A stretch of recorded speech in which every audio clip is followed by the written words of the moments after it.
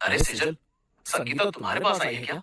नहीं, संगीता तो मेरे पास नहीं आई है। लेकिन क्या बात है जीजा जी? क्या संगीता घर पर नहीं है? नहीं, वो और पिंकी कल रात से ही घर से गायब है। अच्छा, कहाँ गए होंगे दोनों? घर में सब ठीक तो है ना? हाँ सब ठीक है, तुम फिक्र मत करो। संगीता अपनी बहन सेजल के घर पर भी नहीं थी।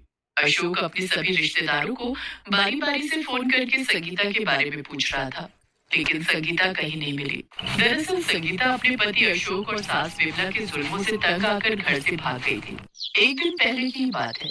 अरे करमचली, तूने अभी तक घर में पोछा नहीं लगाया। दिन के 10 बज चुके हैं। लेकिन माँ जी, आप तो जानती हैं कि मेरा 9वां महीना चल रहा है। इस हालत में पोछा लगाऊं भी तो कैसे? बड़ी आई महारानी, तेरे बाप ने दहेज में बड़े नौकर चाकर भेजे हैं तेरे साथ।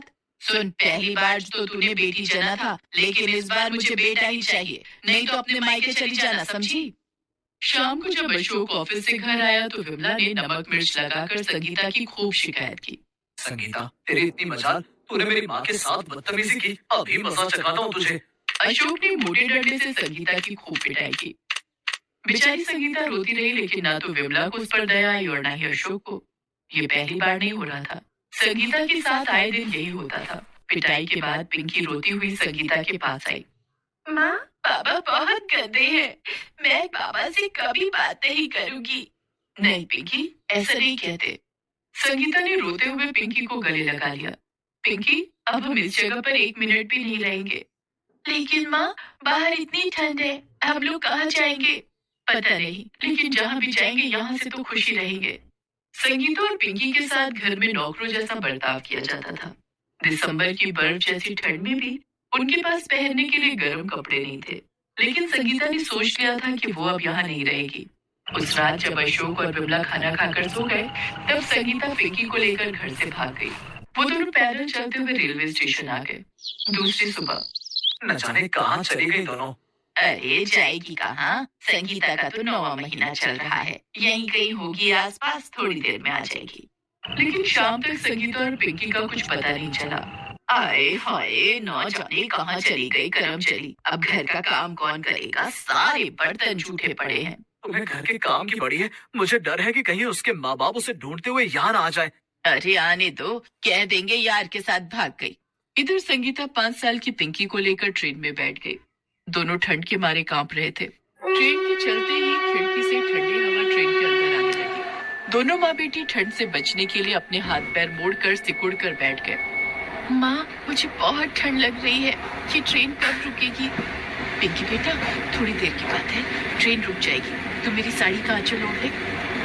संगीता पिंकी को अपनी साड़ी के आंचल से ढक देती है। धीरे धीरे ट्रेन की रफ्तार और तेज हो जाती है। पिंकी ठंड के मारे रोने लगती है। इधर संगीता के पेट में बहुत तेज दर्द होने लगता है। वो दर्द के मारे चीखने लगती है। संगीता की हालत देखकर पिंकी बहुत घबरा जाती है। माँ, तुम्हें क्या हो रहा है? कोई मेरी माँ की मदद करो। संगीता और पिंकी को देखकर ट्रेन के दूसरे यात्री नाराज होने लगते हैं। कैसे कैसे लोग ट्रेन में चढ़ जाते हैं, भला ऐसी हालत में से अकेले ट्रेन में सफर करने की क्या जरूरत थी? संगीता जोर जोर से चिल्ला रही थी। थोड़ी देर के बाद ट्रेन एक स्टेशन पर रुक गई और ट्रेन में सवार यात्रियों ने संगीता और पिंकी को उस स्टेशन पर उतार दिया। रात बहुत हो चुकी थी और रेलवे स्टेशन पर सिवाय ठंडी हवाओं के और कोई नहीं था। संगीता जमीन पर ही लेट गई और वहीं उसने एक प्यारे से बेटे को जन्म दिया। माँ, ये मेरा भाई है। हाँ पिंकी बेटा, ये तुम्हारा भाई है। माँ, हम इसका नाम पिंकू रखेंगे। ठीक है पिंकी बेटा, लेकिन तुम्हारे भाई को ठंड लग रही होगी। पिंकी कहीं से एक फटा हुआ कंबल लेकर आती है और पिंकू को उस कंबल से ढक देती है। अब संगीता और पिंकी उसी स्टेशन पर रहने लगी। दिसंबर की सर्दी में खुले आसमान के नीचे रातें बिताना संगीता और पिंकी के लिए बहुत मुश्किल था। लेकिन पिंकू की नन्ही सी मुस्कुराहट देखकर दोनों माँ बेटी अपनी तकलीफें भूल जाती। पिंकी अपने भाई पिंकू का ख्याल रखती और संगीता उस स्टेशन से गुजरने वाली ट्रेन पर चढ़कर भीख मांगा करती। संगीता के पास गाना गाने का हुनर था। वो अपनी मीठी आवाज में गाना गाकर लोगों से भीख मांगती।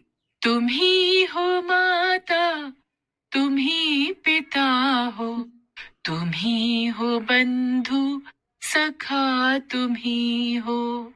उसकी मधुर आवाज सुनकर कोई उसे पैसे देता तो कोई कुछ गर्म कपड़े। एक दिन संगीता ट्रेन में गाना गाकर भीख मांग रही थी, तभी वहां पिंकी आ गई। अरे पिंकी, तू यहाँ क्यों आ गई? पिंकू को अकेला क्यों छोड़ दिया?